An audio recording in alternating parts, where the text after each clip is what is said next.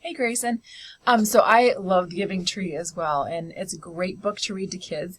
And I love how you said at the end of your paper here, it says, one of the things as a child you don't really get, but as you get older you can see the relationships with people just like that.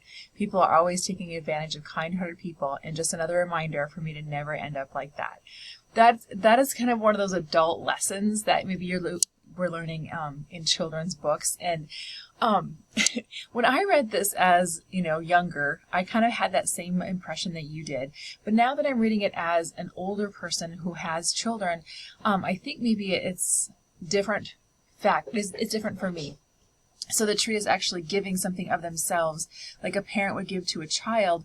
So like even if it means that kind of like dying themselves, that they would give it up for the next person or the next generation. So something to think about. So when I'm going to flip over to another screen here. So I looked up the book, and I did find a video of it, but it kind of surprised me. The video, they use his name as Shel Silverstein. I always thought it was Silverstein, so I've been pronouncing it wrong for quite some time. But this is definitely something that you could use in the classroom because it has a lot of adult, or could have a lot of adult lessons in it as well.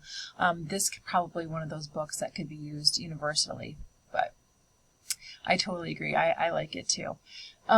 So I'm going to give you the 25 points on it, and thanks for doing that. I appreciate it.